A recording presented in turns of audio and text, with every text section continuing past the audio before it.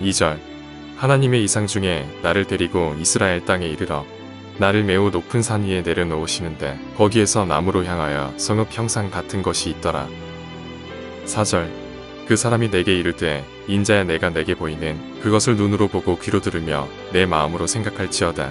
내가 이것을 내게 보이려고 이리로 데리고 왔나니 너는 본 것을 다 이스라엘 족속에게 전할지어다 하더라.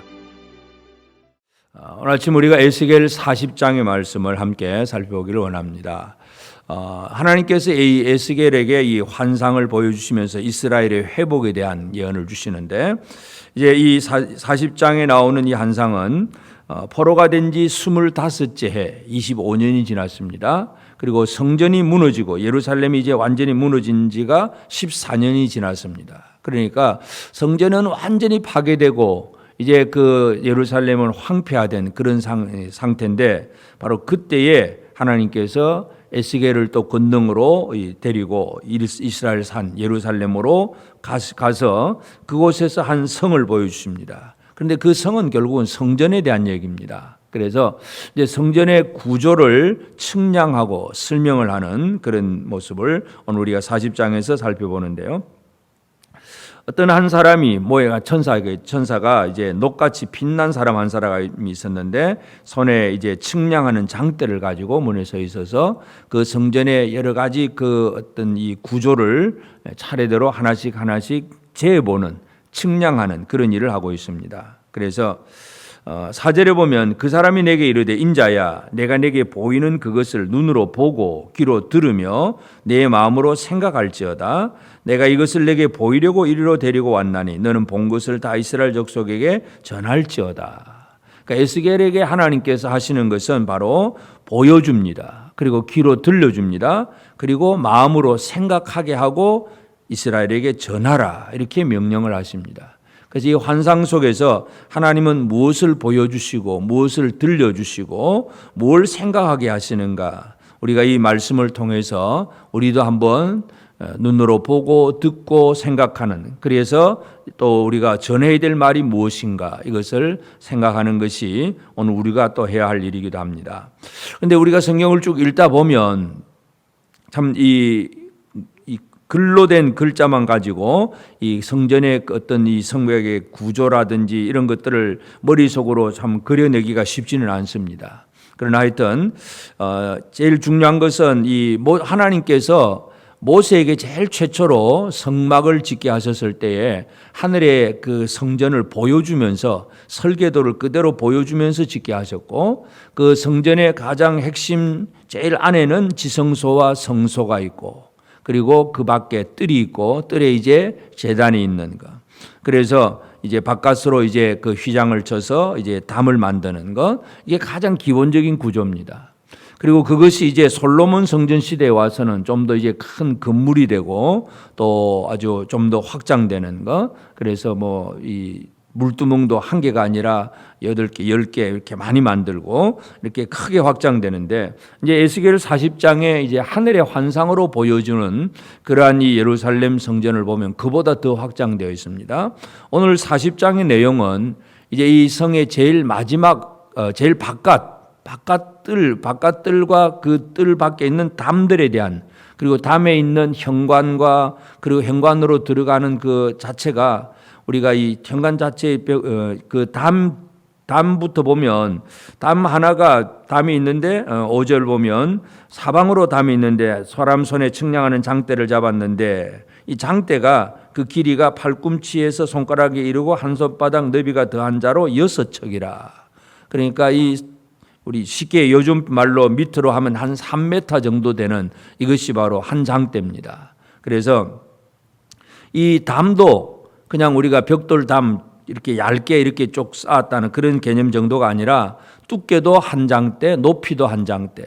그러니까 두께도 3m가 되고 높이도 3m가 되는 아주 큰 담이라고 하는 걸 알 수가 있고, 그래서 그 안에 여러 가지 방들도 있고 하여튼 구조들이 많습니다. 그래서 이제 이 동서남북이 사방으로 똑같습니다. 길이가 사방으로 똑같고, 이제 제일 먼저 이제 강조하는 것은 동쪽의 입구, 출입구 문, 동쪽 출입구의 문인데, 그래서 사방에 담을 치고 이제 그 사방 동서남북 문은 출입구는 세 군데만 있습니다. 서쪽은 이제 완전히 담에 성전과 담이 붙어 있기 때문에 거기는 출입구가 없고 동문, 북문 그리고 남문 이 세 가지만 있는데 하여튼 이 사방에 담을 이제 쌓고 현관을 이제 만들고 그 현관문도 보면 이제 들어가면서 통로가 있고 그 통로 옆으로 또 방이 3개씩 있습니다. 방이 3개씩 있고 그래서 그 문지기들의 방이고 그러니까 그 현관문에 들어가는 것도 문지기들이 좌우에 다 있는 그 상태로 들어간다는 것을 알 수가 있어서 결국 이것이 강조되는 것이 뭐냐 하면 그 안에 부정하고 더러운 것은 결코 들어올 수 없도록 철저하게 구별하고 지킨다는 그런 개념입니다. 다시 말해서 이 회복된 하늘 성전에는 부정하고 더러운 것이 있을 수가 없다는 것입니다. 그래서 담도 높고 그리고 들어가는 현관도 이 좌우에 문지기들의 방이 있어가지고 그곳에서 문을 철저하게 지키는 바로 그러한 상황이기 때문에 그래서 첫째는 부정하고 더러운 것은 들어올 수 없다는 것이고 그럴지라도 현관이라고 하는 것은 통로입니다. 들어갈 수 있는 길입니다. 길은 열려 있는데 그래서 무엇은 들어갈 수 있고 무엇은 들어갈 수 없느냐 구분되는 것이 바로 이 현관문에서 이루어지는 일입니다. 그래서 이 문과 문지기 방들 그리고 통로들이 쭉 있고 그렇게 들어가면 그 담을 통해서 현관을 통해 들어가면 큰 뜰이 나옵니다. 그 박석 깔린 땅이라 가지고 큰 뜰이 나오는데 이 뜰에도 이제 사방으로 들어가기 때문에 이 뜰 속에 들어가 보면 또 앞에 또 건물이 있습니다. 이 안뜰에 또 담이 있고 또 안뜰에도 동문이 또 하나 더 있습니다. 그래서 제일 바깥뜰에 큰 담에서 문으로 들어가서 안에 들어가서 또 문이 있고 그리고 그 문 안으로 들어가면 이제 성소와 지성소가 있는 그런 성전 구조가 됩니다. 그래서 이 40장의 구조를 이렇게 쭉 청량을 하는 것을 보면 하여튼 이 동문부터 시작해서 그 다음에 박석 깔린 땅들을 얘기하고 그 다음에 20절에 보면 바깥들 북쪽을 향한 문간의 길이와 너비 그러니까 결국은 문간의 길이와 너비는 북문이나 동문이나 남문이나 크기는 똑같습니다. 똑같은 얘기를 쭉 하면서 그래서 그 모든 문지기 방들의 창들이 있고 닫힌 창이고 그리고 창들에는 종려나무 가지를 새겨서 뭔가 이 종려나무로서 뭔가를 이제 강조하는 그런 내용들. 그래서 이 이스라엘은 지금도 이스라엘은 종려나무를 우리나라의 무궁화처럼 그렇게 국화로 그렇게 적용합니다. 이게 종려나무는 아주 수명이 오래 갑니다. 그러면서 가면 갈수록 열매를 더 많이 맺는 그래서 가면 갈수록 번성해지는 그런 특징을 가지고 있습니다. 그래서 이 종려나무를 새겨서 이제 그 예수님께서 이제 예루살렘으로 들어왔을 때 사람들이 종려나무 가지를 꺾어 들고 호산나 찬송을 불렀듯이 이스라엘에게는 이 종려나무가 아주 중요한 나무인데 하여튼 이 성전의 바깥 그 그림들이 전부 이 종려나무 그림으로 다 그려져 있고 그래서 이제 바깥 뜰에서 동문에서 들어가면 큰 뜰이 있고 그 다음에 또 이제 담이 있고 이제 또 이제 그 동쪽 문을 하나 더 들어갑니다. 그 들어가면 이제 안뜰이 있습니다. 그래서 이제 20절에는 북쪽을 향한 문이 있고 24절부터 보면 남쪽을 향한 문이 있고 그리고 이제 28절에는 안뜰의 남쪽 문 그래서 안뜰의 남쪽 문 또 동쪽 문 북쪽 문 이렇게 되어 있습니다. 그래서 그런 이제 큰 전체 구조가 있고 그 다음에 이제 그 문 이제 북문에 안뜰 북문 곁에 이제 38절에 보면 번제물을 씻는 방이 있고 그 옆에 이제 제단을 두는 제단들이 있습니다. 희생 제물을 드리는 제단이 있고 그리고 그 제단 위에 이제 제단이 여러 개가 있고 그 다음에 또 이제 44절에 보면 앞문 밖에 있는 안뜰에는 노래하는 자의 방들이 있고 노래하는 자들의 방 그 다음에는 45절은 제사장들이 쓰는 방 그리고 46절은 이제 북쪽을 향한 제단 지키는 제사장들이 쓰는 방, 레위 후손들, 사독의 자손으로서 여호와께 가까이 나아가는 수종드는 자들, 이런 자들이 쓰는 방들. 그래서 노래하는 자들, 문지기들, 또 이제 제사 드리는 데서 이렇게 섬기는 자들, 이런 자들이 다 이제 모여 있는, 그리고 사용하는 그런 방들, 이런 구조들을 설명을 하고 있습니다. 그래서 오늘 우리가 이 아침에 이 에스겔 40장을 통해서 좀 더 우리가 기억해야 될 것은, 제일 첫 번째는 뭐냐면 하나님께서 이스라엘을 회복한다고 할 때에 회복의 가장 중요한 핵심은 뭐냐 하면 바로 성전입니다.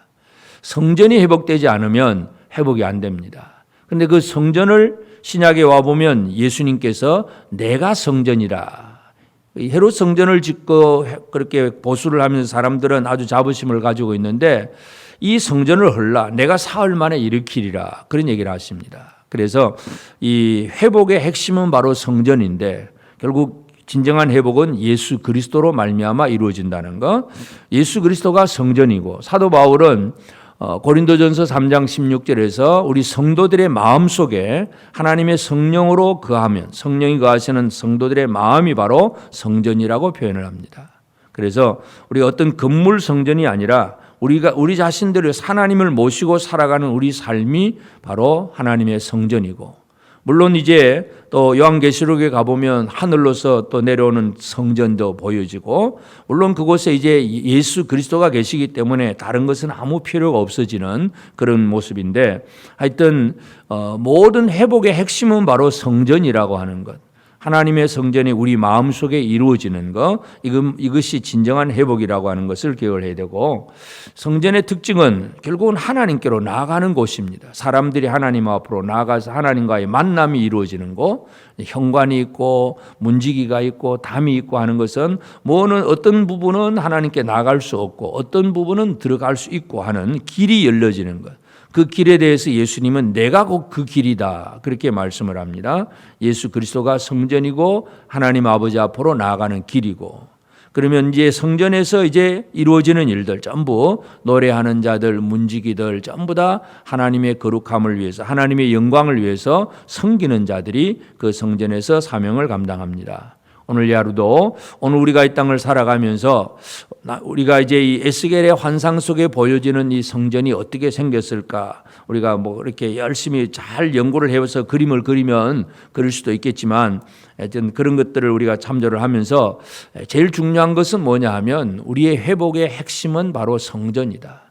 성전이 회복되지 않으면 아무리 뭐 교회를 다니고 나는 예수 믿습니다 말을 해도 내 안에 하나님의 성령이 살아계시고 성령의 이끄심대로 살아가는 성전된 삶을 살지 않으면 진정한 회복이 아니라는 걸 기억하면서, 오늘 우리 하루 하나님께로 나아가는 길이 열려져 있습니다. 부정하고 더러운 곳은 나아갈 수가 없지만, 그러나 하나님께로 들어갈 수 있는 유일한 길, 예수 그리스도를 통해서 아버지 앞에 나아가서 거룩한 삶을 살아내고, 그리고 그 성전 주변에서 하나님과 동행하는 생활들, 하나님과 함께하는 삶을 살아내는 것이 이스라엘의 회복임을 다시 한번 기억하면서, 오늘 하루 우리가 이 땅에서 살아가지만 늘 하나님과 통하고 하나님 앞에 기도하고 하나님의 말씀을 듣고 하나님과 앞에서 제대로 살아가는 우리가 되고, 그래서 하나님의 성령이 내 안에 거하시고 하나님의 성령의 도우심으로 이 시간도 우리가 하나님 아버지 앞에 기도하고 하나님의 은혜를 누리는 이 진정한 성전이 회복된 자로서의 삶을 살아내는 복된 우리 모든 성도들 꼭 되어지기를 주의 이름으로 축복합니다. 기도하십시다. 이제 오늘 받은 말씀으로 함께 기도하겠습니다. 바벨론 포로들에게 회복되는 성전 환상을 보여주어 주의 백성들에게 꿈과 비전이 분명하게 하신 하나님을 힘입어 오늘도 하나님께로 나아가는 삶을 살게 하옵소서. 성전을 회복하는 은혜를 이루시는 하나님의 일하심을 보고 듣고 마음으로 생각하고 입으로 전하는 사역을 잘 감당하도록 주의 놀라운 권능으로 동행하옵소서.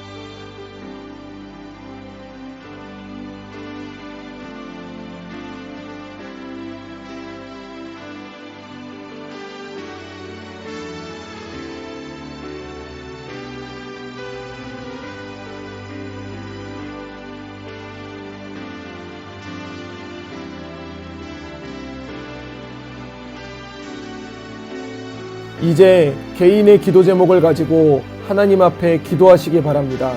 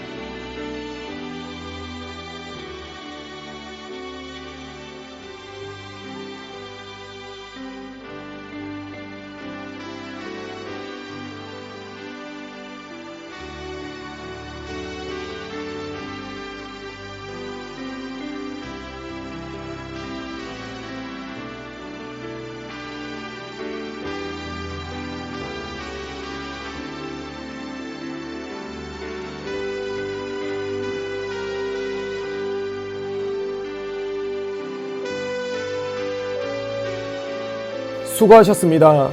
오늘도 하나님의 인도하심 가운데 승리의 하루를 보내시는 우리 재건부평교회 모든 성도님들이 되시기를 주님의 이름으로 축복합니다.